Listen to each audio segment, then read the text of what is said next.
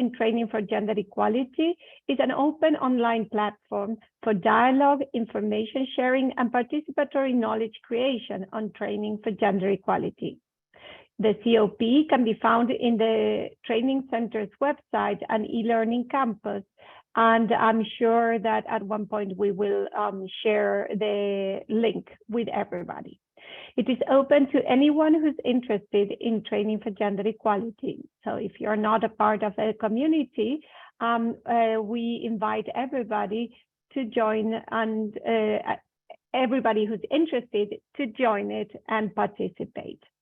Currently, the COP has over 1,400 members, including gender trainers, other training practitioners, gender experts, academics, researchers, and representatives of development organizations, civil society, and governments around the world.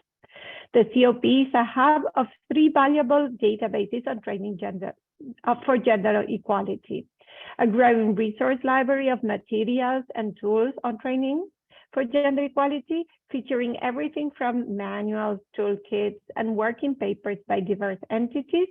And we currently host over 400 materials specifically on the topic.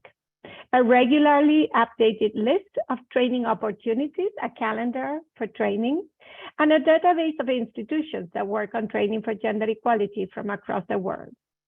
In addition to the Resource Center, the COP hosts year-round discussions, forums, and regular interactive online activities, mainly virtual dialogues with expert speakers and hundreds of international participants, such as the one that we're hosting today. The virtual dialogues are inclusive processes for knowledge production organized as part of the COP. They are mechanisms for us to continually discuss, exchange, and share knowledge and nurture a community for collective learning across the world. Virtual dialogues include a webinar and a forum discussion. We will explain how to access the forum at the end of this webinar. We are here today to celebrate the launch of our working paper on online training and feminist pedagogies, which is the focus of this webinar.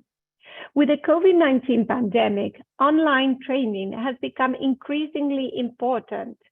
At the Training Center, only 5 of the 90 training courses we delivered in 2021 had either an in-person component as part of a blended course or were fully face-to-face. This means that 85 courses were entirely delivered online, either through a moderated process or a self-paced modality. Following the virtualization process that we were obliged due to the COVID-19 pandemic, the question of how to make online training for gender equality a truly transformative process was brought up continuously by the community of trainers for gender equality. This is also a question that has been brought up by previous virtual dialogues, like our dialogues on gender trainers and COVID-19 in 2021, and a dialogue on online methodologies for training for gender equality. In this context, the UN Women Training Center set out to initiate a conversation on what achievements and challenges there had been to date, and to start bringing to light innovative and promising practices. This working paper is a result of this dynamic participatory exercise that relied on the insights and experiences of gender trainers, such as the ones that are going to present today. This process, this participatory exercise was led by the former Training Center Chief, Clemencia Muñoz Tabacho, and Dr. Lucy Ferguson, who's here with us today, and I'm very thankful, and I will hand over to her as well. Thank you very much, and over to you, Lucy, so that you can take us through our interesting program today. Thank you so much, Alicia. Thank you to everybody attending all over the world.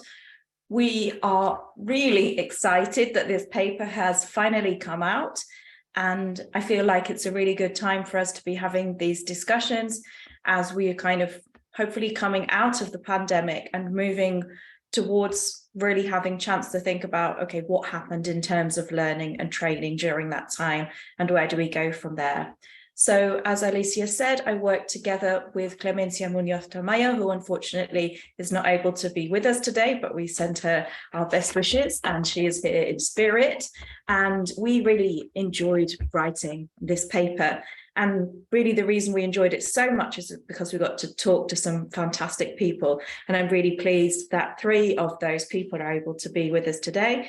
Claudia Caligari from the ITC ILO, Julia Bucarum, who works as a GESI specialist for the USAID projects, among others, and Elisabeth Robert, who works as a freelance trainer and for various different organizations, and also was a long-term employee of the UN Women Training Center. So we have some really great speakers, and I'd just like to talk you through the paper a little bit, because perhaps you haven't had a chance yet to read it. If you want to participate, there are a couple of different ways. You have the question and answer feature at the bottom, and you also have the chat. So please feel free to post your questions, comments at any point. Ruya Legari, also from UN Women Training Center, will be collecting up those comments, thoughts, questions for the end of the session. And we're also recording the webinar so that we'll be able to share it more broadly with other colleagues on our YouTube channel. So we have some broad questions which have already been set out in the concept note for this discussion and the broader virtual dialogue in which it is embedded. And I really enjoyed revisiting the paper again to prepare for this session and see what new ideas have come up again in the time since we conducted these interviews. So to what extent are feminist pedagogies applicable in an online session? What issues need to be taken into account in the training cycle? And how can online training be conducted in a way that's transformational? So I will give an overview of the paper. One of the things I've enjoyed most when I revisited the paper is all of the quotations that are included, because I think it really gives a nice flavor of the kinds of rich contributions that we got from all of the participants. So I'm going to start now. I'm going to present for around 15 minutes, and then I will pass to our first speaker.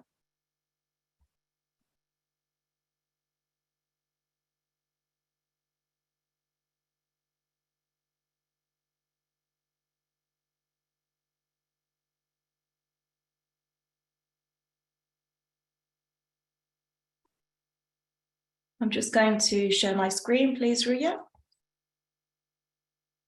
Sure. Is it letting you do that? No. No. Jennifer or Elvis, could you please give Lucy permission to share the screen?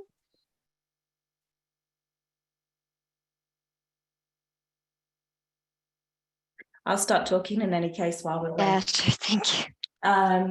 The methodology was a really important part of the paper. And I think the main difference between this and other working papers that we've produced together for the UN Women Training Center is that we really delved deep into some primary research rather than looking at other papers, etc.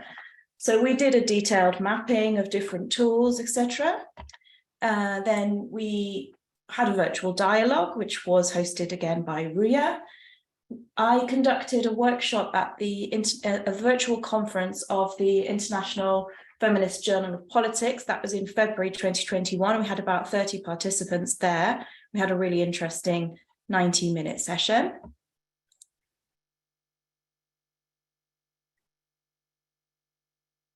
Then we conducted 11 in-depth interviews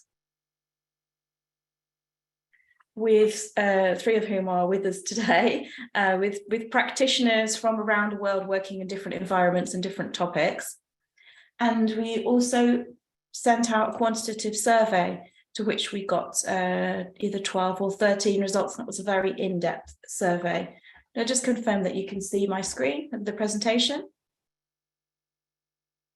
Yes, you can see it perfectly. Thank you, Lisa. Great. And then we also did a review of the evaluation questionnaires that have been completed by all of the participants in the online trainings that had been conducted by the participants in the training courses. So we had some work from the participant side as well, not just from the trainer side. So the first point is, how does this change the training cycle? I imagine many of you are familiar with the concept of the training cycle and with this diagram, the different phases of the training cycle. We have the UN Women Training Centre manual about, okay, these are the things that need to be taken into account at teach stage, etc., etc. But how does this change, and how did this change, and how has this changed now since this massive seismic shift to online training? So for the analysis and training part, I think we can all agree that online training requires much tighter planning. There's much less room for improvisation. Everything really needs to be set very clearly and very tightly. There are some logistical challenges as well, which came up for everyone about different world regions, different time zones. And a lot of the people that we spoke to were giving a training, one at 7 o'clock in the morning and then one at 10 p.m. So, you know, there was really, people were working kind of crazy hours to try and accommodate these new changes. There were some serious budgetary implications in the fact that larger organizations were maybe able to reallocate some resources and say, okay, well, we'll spend this on developing an online program, or we're not going to do an online program. But for independent trainers like me and like many of the others that we interviewed, we didn't really have much opportunity to negotiate, because if we already had a contract to deliver a number of trainings, we really just had to adapt to what needed to be done without necessarily being able to say, wait a minute, I don't know if this might take more time or might cost me more time and money. So that was a big issue that came up. And then there was this is kind of a related question about the autonomy, because for some trainers, you know, many thought that it was better to have it over a longer time frame rather than intensive 3 or 5 day training, consecutive days, for example. But as there were not really, and there still aren't, any good practice guidelines really about how to do this, how to do online training well, then there wasn't anything to call on to say, no, I need more time, it should be spaced out, etc. In the design and development phase, there was really a lot of extra work. Some of it was just at the beginning, like when it was about adapting everything that you had quickly to kind of from an in-person training into an online training. I don't feel like we do that so much anymore. I think we start from scratch and we say, is this going to be online or is it going to be in person? And then we develop the training accordingly. But at the time, we just kind of adapted everything, which really took a long time. We had to learn and manage the new technologies. And because there's less space for improvisation, everything, as I said before, just had to be so tight. And something that I really enjoyed about this research was speaking to people, frankly, about whether they enjoyed delivering online training. And I think there was an assumption at the beginning of the pandemic, and as we move through, that everyone just automatically preferred in-person training. And from our interviews, we saw that's not actually the case. For a lot of trainers, they really enjoyed this new challenge and this new way of working. And a lot of trainers have really thrived in this online environment. I really enjoy it. Other people said, I hate it. I'm never gonna enjoy it. I would always rather be in person. So that was an interesting finding as well. And just another point is that this additional preparatory work needs to go into that analysis and planning phase to make sure that it's budgeted for and accounted for when we plan our trainings. On the implementation side, a lot of us talked about this kind of multitasking insanity of running Zoom training on your own and all of the different things that you had to do with 2 hands and 2 screens, and that's pretty much it. So that was, some people really enjoyed adapting to that and others found it challenging, but nevertheless, we felt like that was a skill that's kind of undervalued. How all-consuming it is to run an online training with everything that you have to take into account at the same time. You know, running it from a technology perspective and from the pedagogical perspective, and having to keep everything running. I really enjoyed that challenge, and many of you did too, and others just were very fed up with it. There's some challenges in implementation, like getting used to the new tools, how to keep participants engaged, how do you get people to put their cameras on, how do you get people to be there, constantly people dropping in and out, and connection issues, multiple windows, multiple sources active at the same time, and then how to find the balance between this technical and content aspects.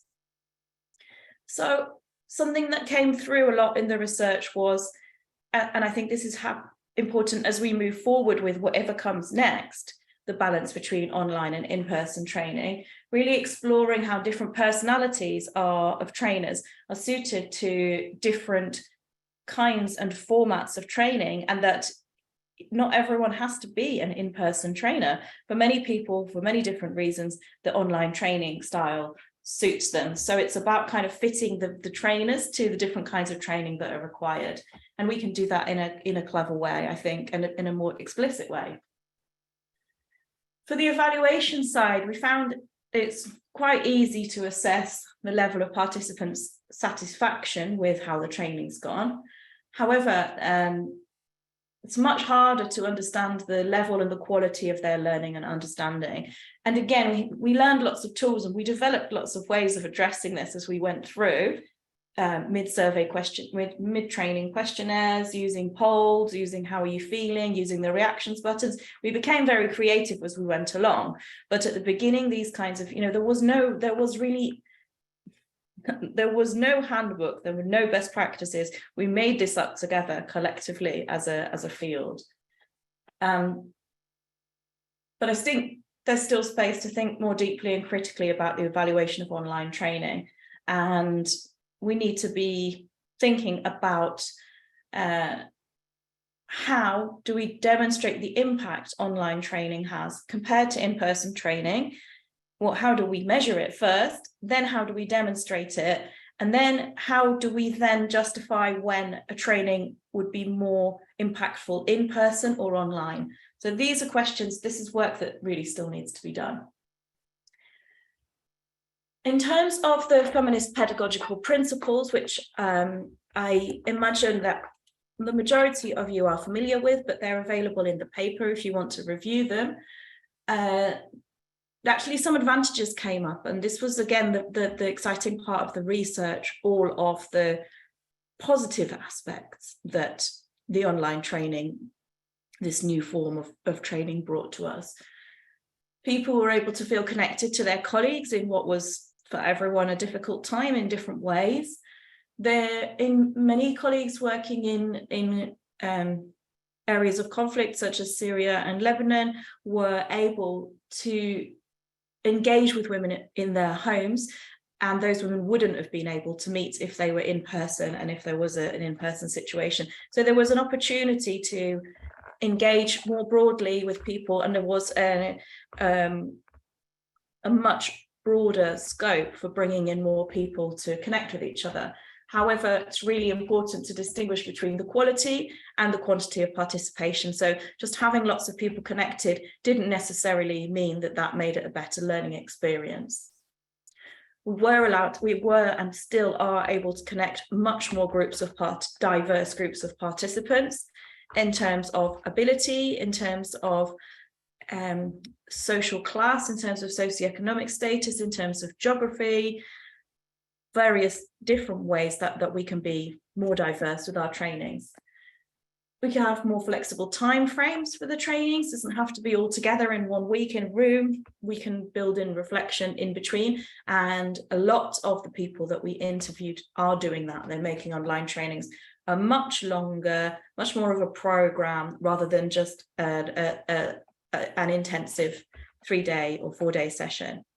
Although I have to say I've done many 3-day and 4-day sessions online, and it can be done and it can work as well, in my opinion. There's some agree that that's not good practice. So again, we really need to have these conversations about what works and what doesn't work, really.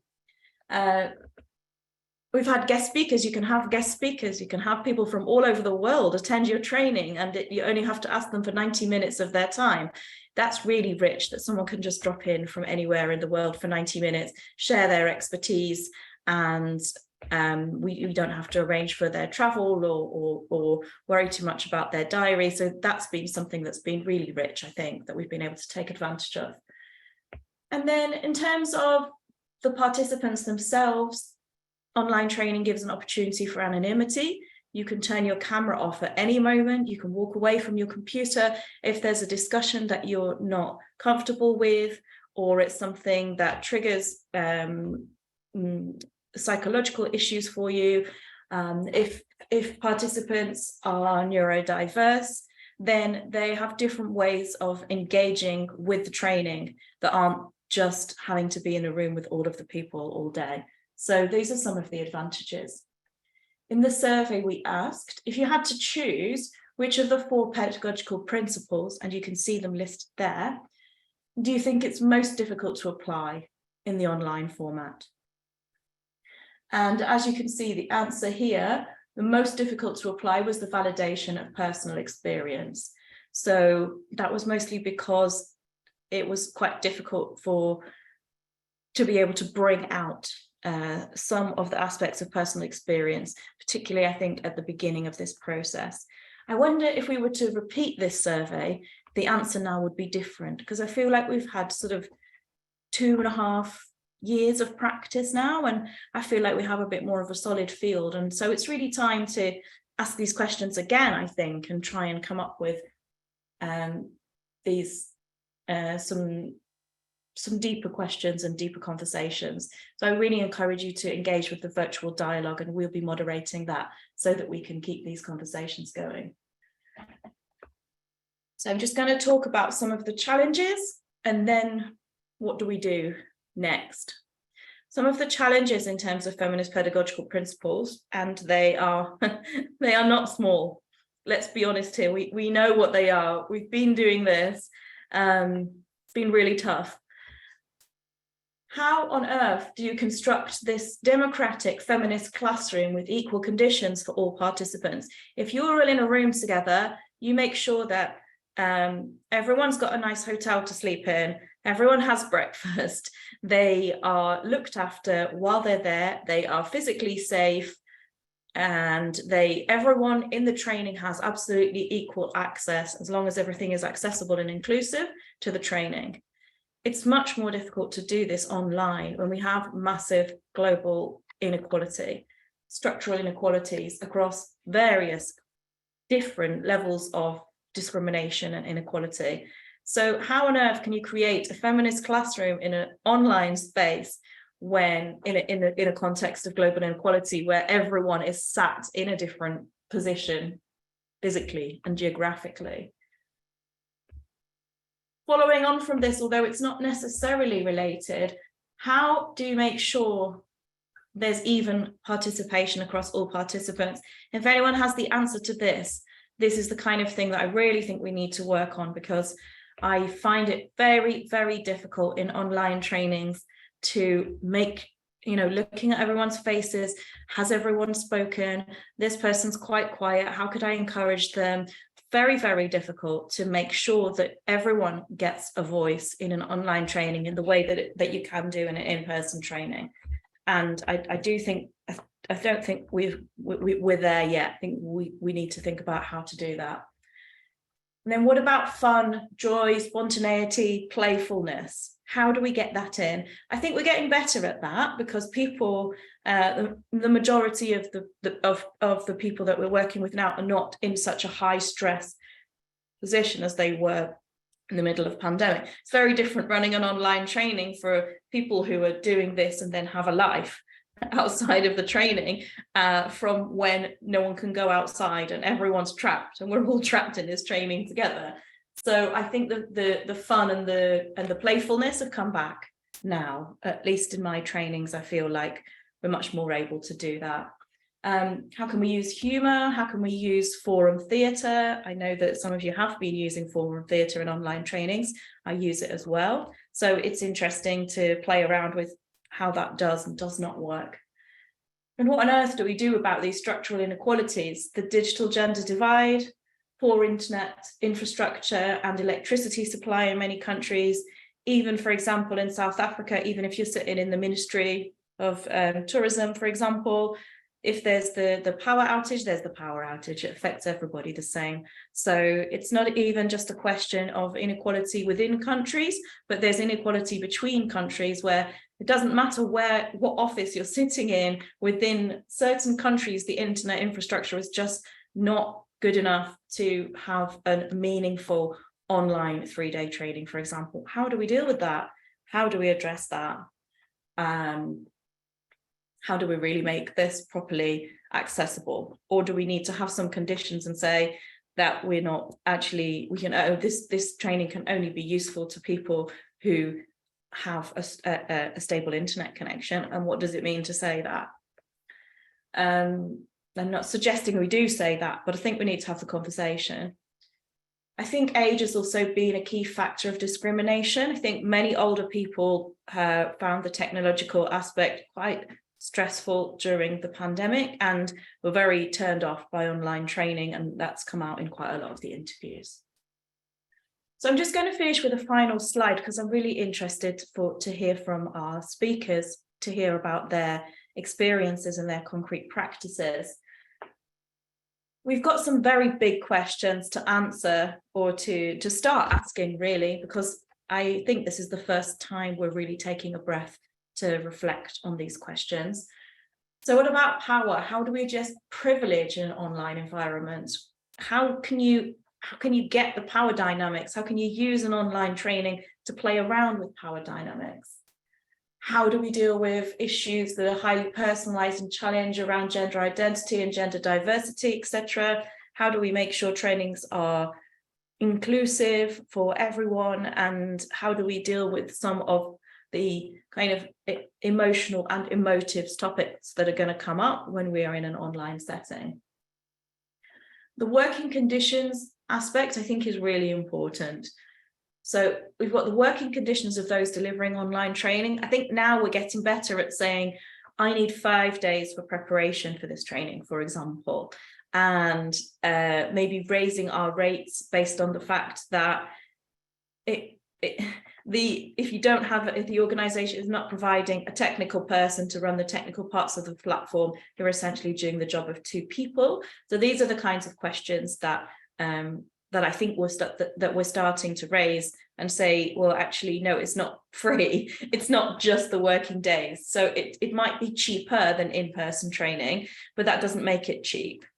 The well-being of participants is also really important from a mental health point of view, from an occupational health point of view. Recommendations about how long it's healthy to be looking at a screen for. I think it's 20 minutes. So how often do we need to take breaks?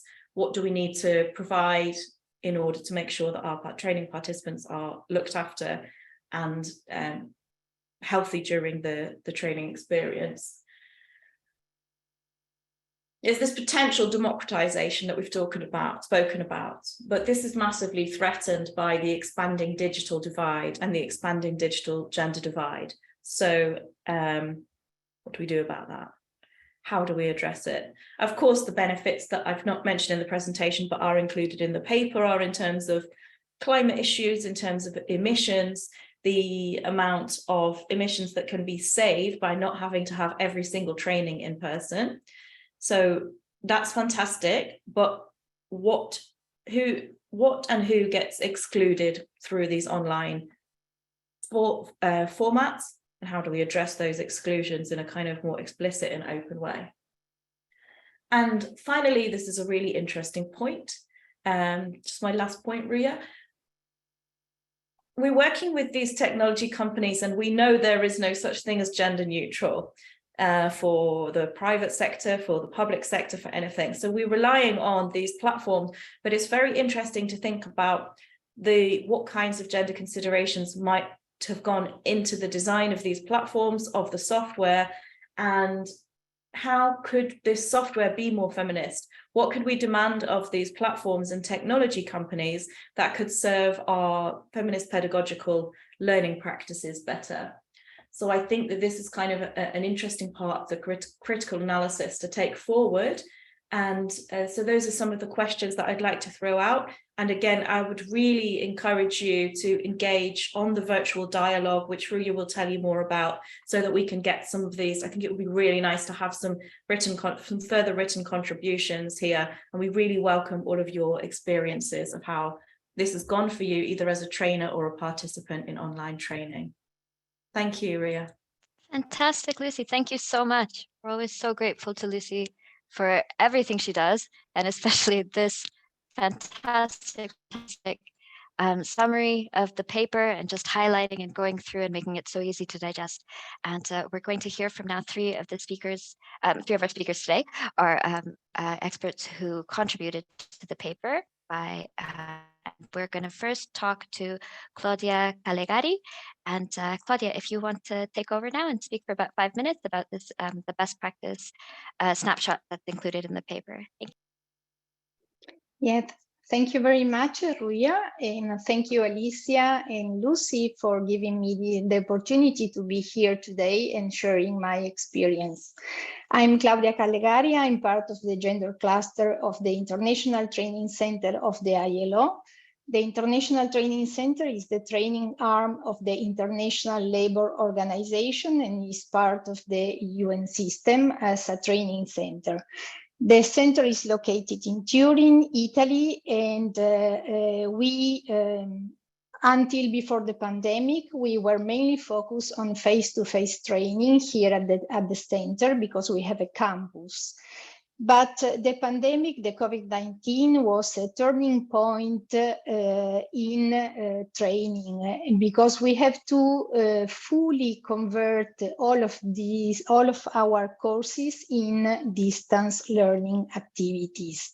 So I'm very happy to hear about the experiences that have been collected by Lucy in this report, because I think that they respect very well our experience as well. And what can I say? I think that this adaptation that the training center implemented after the pandemic was a way of non-return to face-to-face because of two reasons. The first one was that through the distance learning, we increase a lot our outreach in terms of number of participants that are able to attend distance learning courses. And the second reason is that courses are less expensive, so we are able to reach a lot of people in all of the regions of the world. I have to say also that this adaptation, this transformation was not easy at the beginning.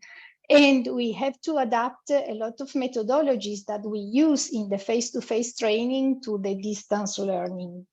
One of the experiences that are included in the report is the transformation of the forum theater. Lucy already mentioned this methodology, and we always use this type of activities in the face-to-face training, in particular in the Gender Academy, that the Gender Academy is a very big event that the training center promotes every 2 years, in which we cover all the aspects related to gender equality in training. And during these events, we always use this forum theater because it's a very powerful methodology in order to raise the awareness and promote a behavioral change on gender matters. And we try to transform this methodology to a distance learning course, in a distance learning moment, in a virtual moment.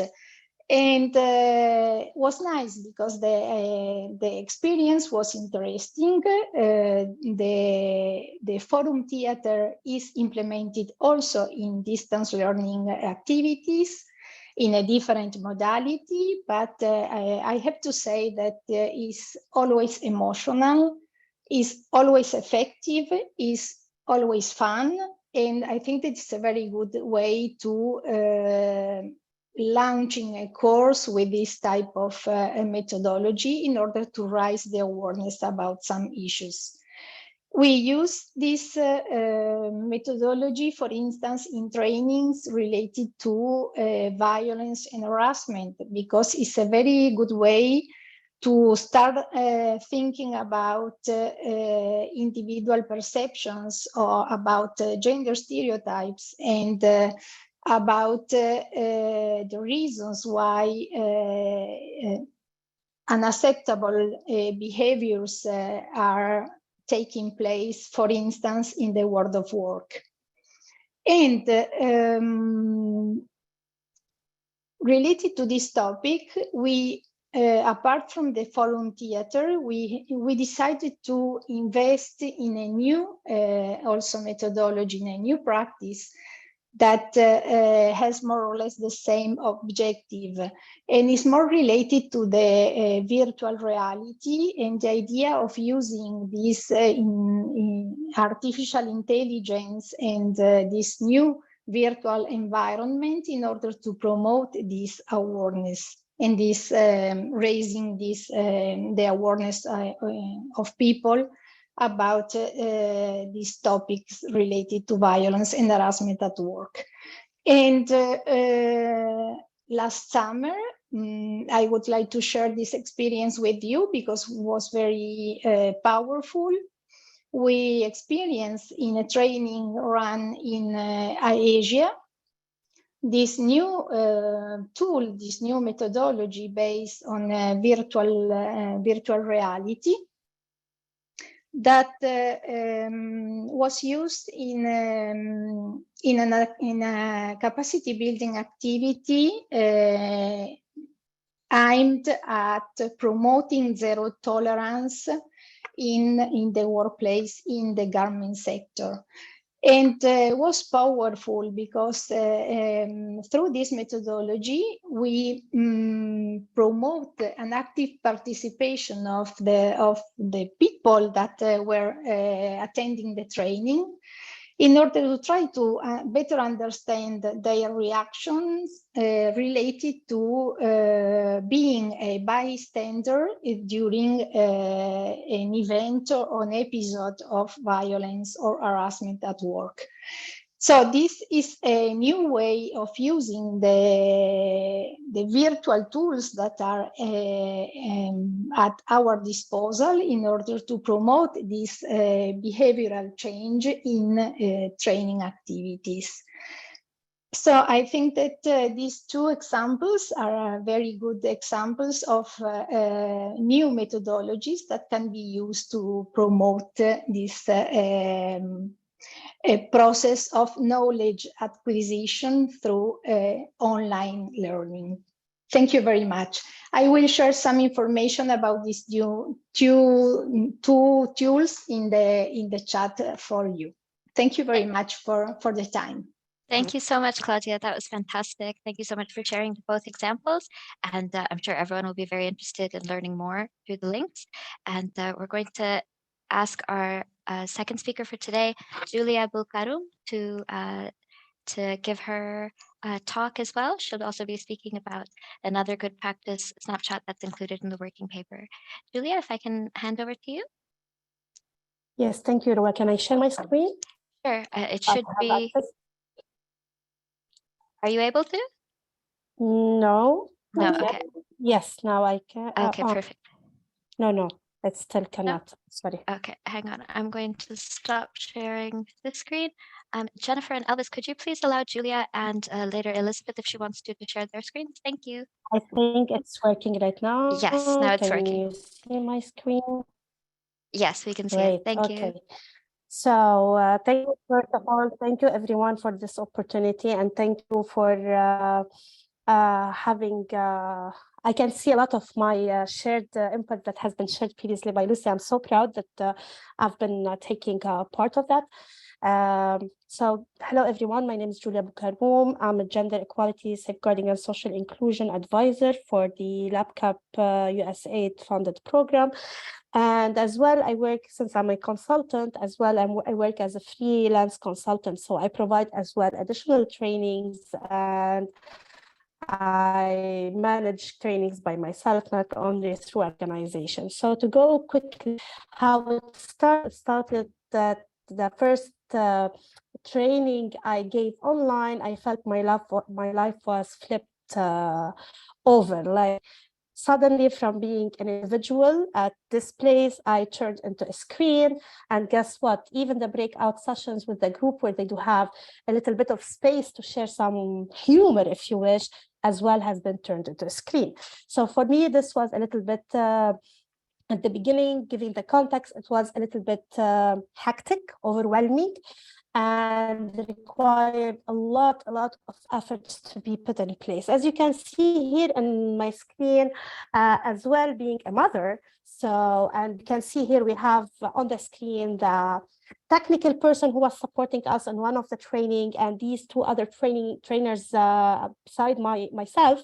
We were all as well at home giving the training, and our kids were around. So you can imagine the life, how it shifted and how it was flipped around. So while you are at home or where you are at your desk and giving an online session, especially during the pandemic, it was all at home.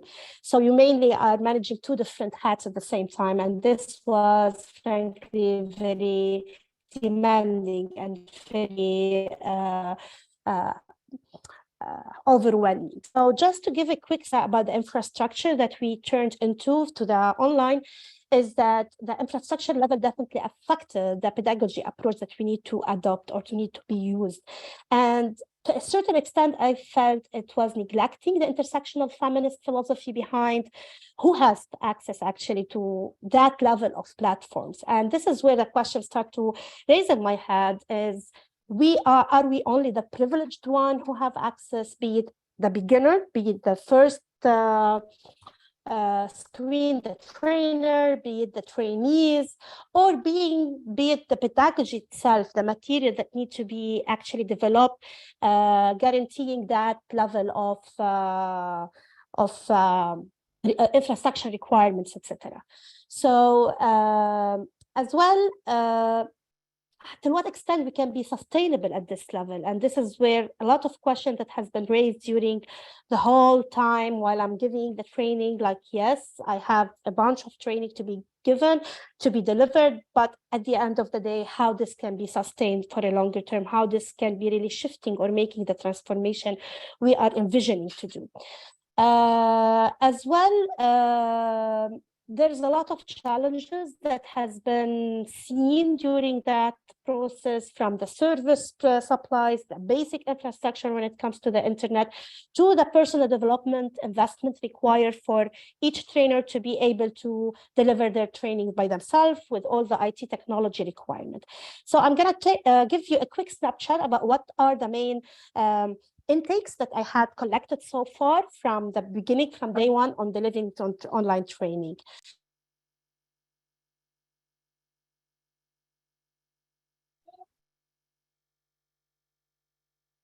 Sorry, are you still hearing me? Okay. Yes. So from the trainer side, I can see that the basic competences from the digital knowledge, etc., has been challenging because not everyone was ready for that shift immediately, automatically, in order to sustain their career, to sustain their work, and to be belonging to the cause itself as well. So this was the first, if you wish, challenges that I had to revisit my competency as a trainer, to what extent I'll be able to move around this online modality. The multitasking that Lucy already mentioned in one of the challenges, the technology resources, because some of the platform requires certain payment. So it is cost, you need membership, you need to maintain your membership in order to use these platforms. One of the main things or the main challenges is the availability of affordable cost learning new technology, not only to the end of the trainer himself or herself, it's at the end users of the trainee trainees themselves, to what extent they can download certain platform, use them, etc. The leadership and the e-facilitation, it was quite, at the beginning was a little bit hectic and overwhelming, but with time we learned how to make better division of the labor role required for each training and who should be on board and to what extent. And this is to give just a quick idea that yet we transformed into an online modality, but doesn't mean that we are less in need for labor efforts, because yet in physical settings, you need much more people for the physical settings, but approximately, let's put it that way, it's the same, because you need that behind the scene, team members who can be afforded, who can be supporting.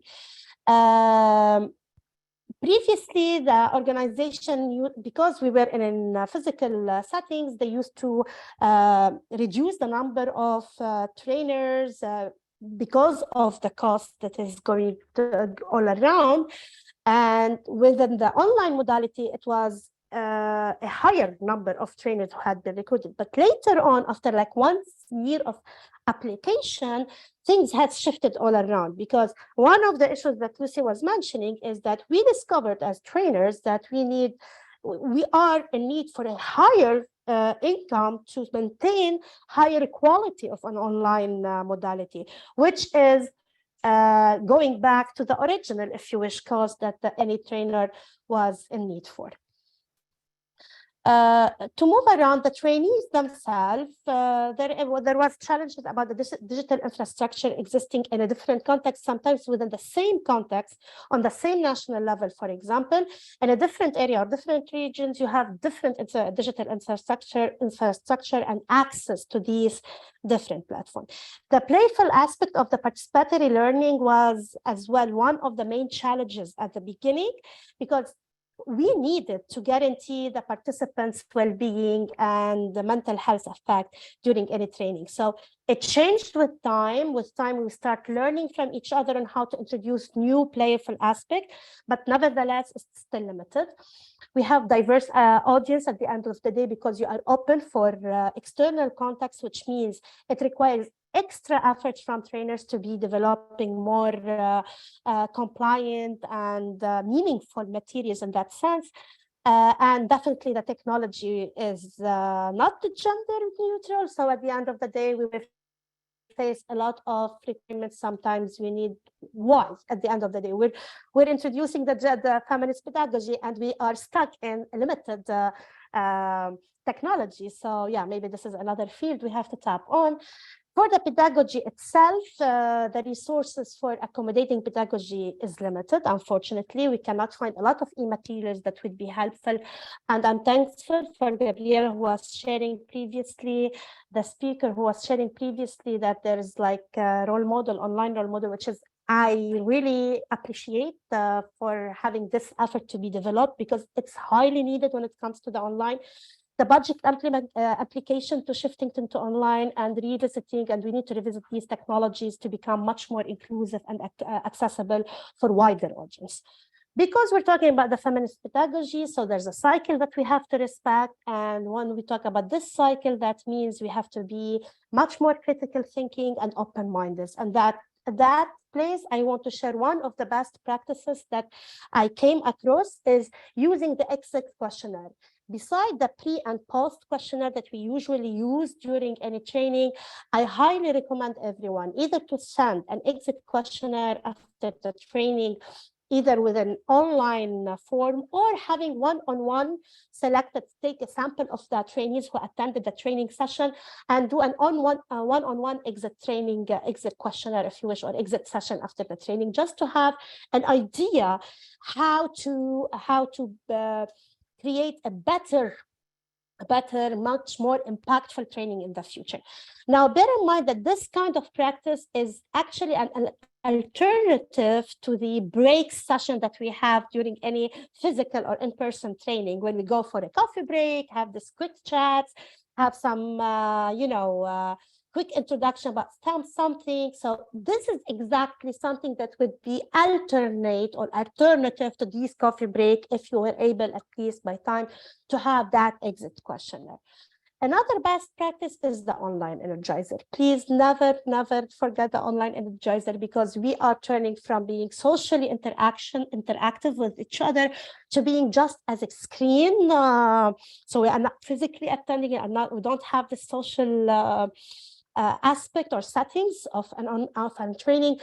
So the online energizer are very, very important and can be very meaningful. Ongoing challenges still facing is the infrastructure of the technology overall. The pedagogies and design, they are still in progress to be developed with time.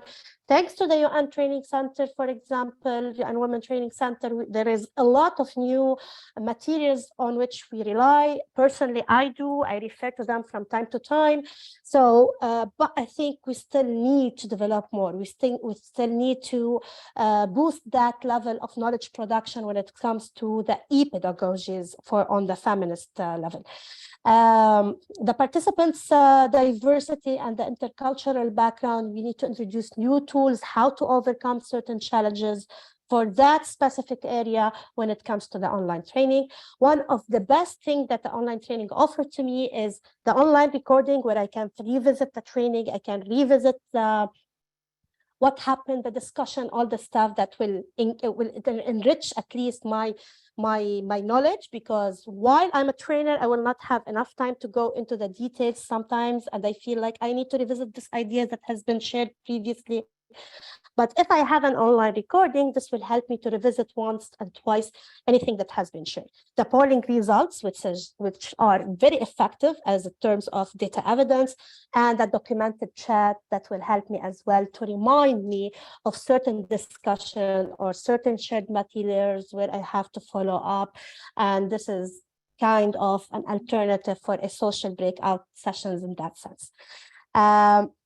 The most important part that I think one of the recommendation I would like to share with everyone is please belong to a mentoring system where we can have some much more interaction. That's why the COP or the digital dialogue is very important at this case, because it will act as a mentoring platform where you can have referral system, you can network with others and have senior helping junior to overcome certain challenges when it comes to the training.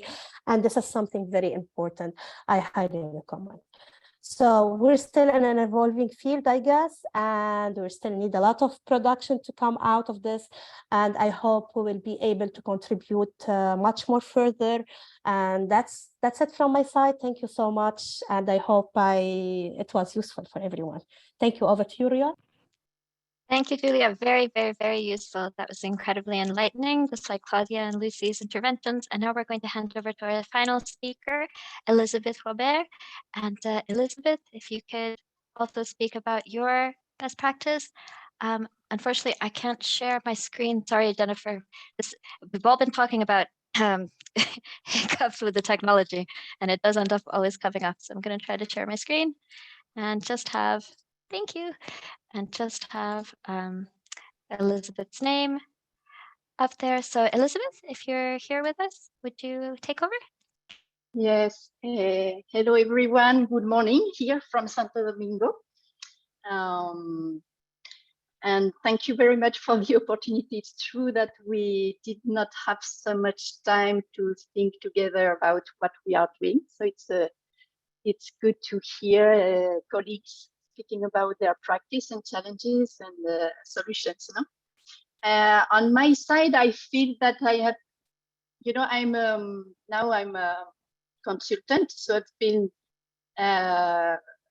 working on the education field, but also as a trainer for gender equality. But maybe I have another. We say that we teach as we learn, but I feel I'm more handmade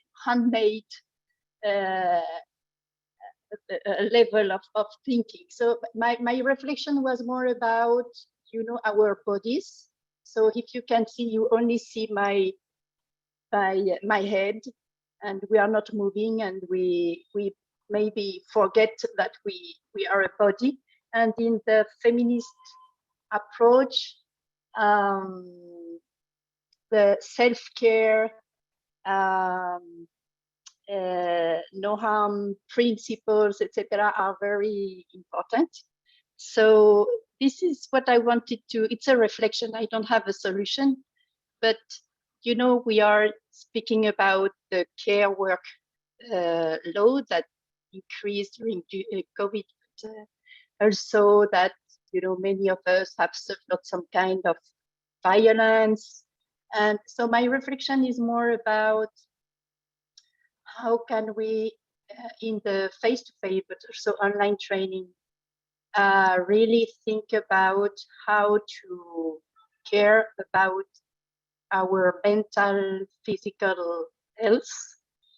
And maybe what I wanted to share here, maybe it's not to add technology to technology, but at the reverse. So have some times in the online sessions to just come back to really practical things. For instance, you know, to ask people to take a pen and a paper and just take a moment and draw or write something and just not use any technology. Or we had a good session with a colleague who was able to give a little yoga session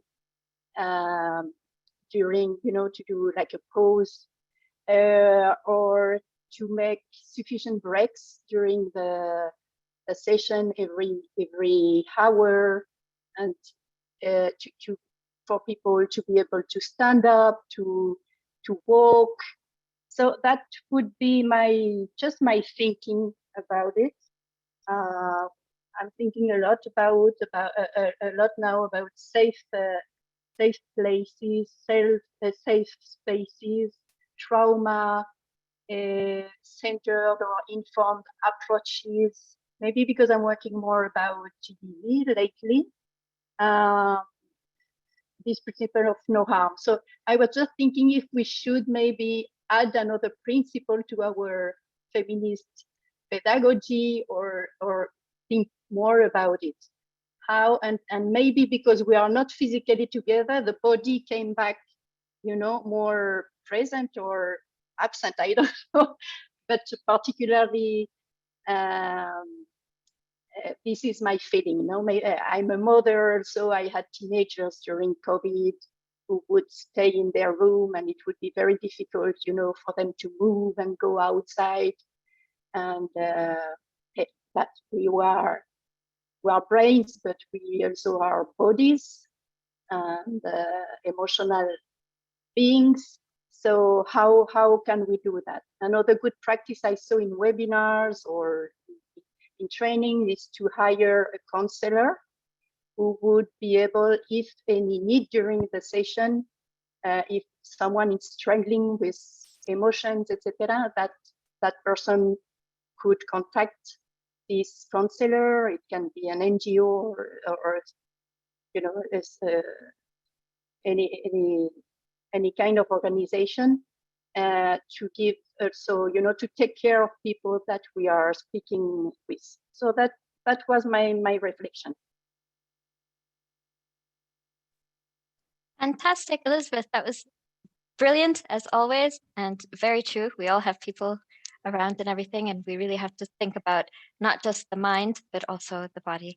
And I have a lot of questions lined up. I'm going to try to share my screen now from all of you who've been participating in this webinar. And right, I'm going to stop sharing one screen and start sharing the other. Let's see if this works. Okay. Sorry, technological difficulties are the bane of our existence, no matter what.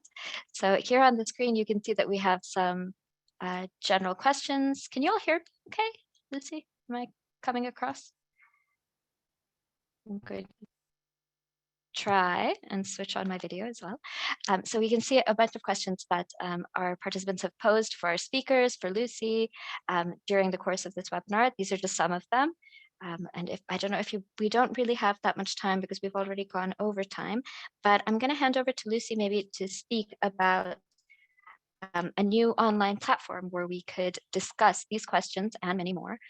So Lucy, maybe if you want to tell our audience a little bit about that. Yeah, thank you. So as well as this webinar, and 3 fantastic presentations. Thank you so much. The body aspect is so spot on, and the way you say that, you know, I'm a face in a square, and how do we move beyond that? Really like that. So we want to move this conversation on to the Community of Practice platform, the UN Women Training Centre Community of Practice. We will post those questions there. Ruya and I will both be answering questions, and I would really like us to get some good discussions going. We will then develop this into a report in which you will be credited.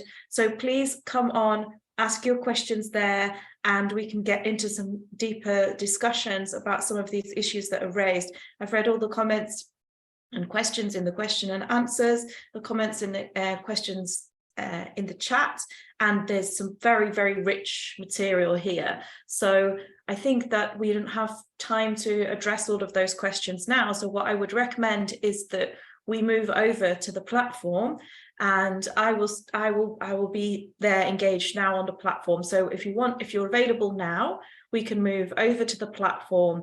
Ruya is sharing these. Perhaps you can share the link as well in the chat, Ruya, so they can open it directly. And yeah, another great question there. Have you adapted the power walk? Yes, indeed. So we can have all of these questions now. We'll move online. I'll be there moderating that for the rest of the afternoon. And until what date is that going to be open, Ruya, the virtual dialogue platform? That's going to be open for another week, but the virtual dialogue the online platform also has a general forum where you can continue to post. So if you want to continue posting, just keep posting there about different things. You can raise different topics if you want to talk about something specific. And the online, I'm going to post that in the chat right now.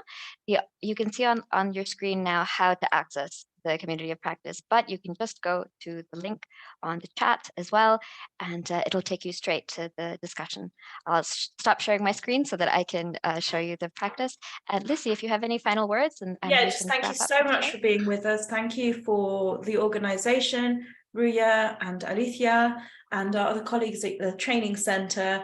Thank you for the fantastic presentations and all of the contributions to the paper. There's some really great questions and comments coming through. So I think we should just move over now as if we were going in person, moving to have a drink together or have a coffee together. Let's move to the informal space where we can continue these discussions, and I will be engaging with these questions over the next week. And I think we might be able to get some really interesting conversations going there online. So absolutely. I think, yes, Claudia wanted to be... Yes, Claudia, please. Wanted Claudia's contact details, and I think she put her email already in the chat, but we will also include, we can share again. Yes, she's a bit higher up, she has left her email there. So I think we will close, so I'll pass back to Ruya and to Alicia to close this webinar. Just thank you from my perspective. It's been so nice to be able to share some of these, and let's keep the sharing going. Thank you so much, Lucy.